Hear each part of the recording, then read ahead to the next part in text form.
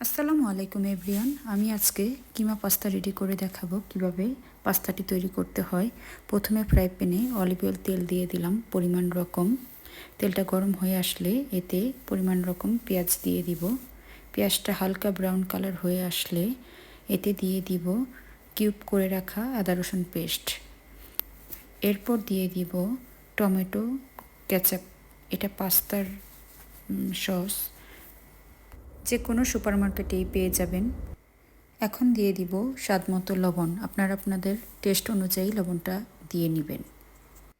এরপর 5 থেকে 7 মিনিটের মতো রান্না করব। হয়ে গেলে এতে দিয়ে দিব ধুয়ে রাখা কিমা, আপনারা যে কোনো কিমা ইউজ করতে পারেন, আমি বিফ কিমাটা নিয়েছি।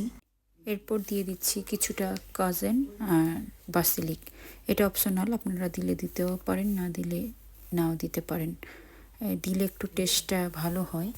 আর দিয়ে দিলাম কিছুটা পরিমাণ চিজ আপনারা যে যতটুকু খাবেন ঠিক ততটুকুই দিয়ে নেবেন। এখন একটি হাঁড়িতে গরম পানি নিয়ে নিচ্ছি পরিমাণ রকম।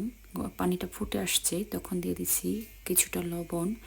এরপর পাস্তা প্রায় 5 থেকে 10 মিনিটের মতো কুক করেছি। পাস্তাটা সিদ্ধ হওয়ার পরে এমন হয়েছে, তো এই অবস্থায় আমি পাস্তাটা নামিয়ে ফেলেছি।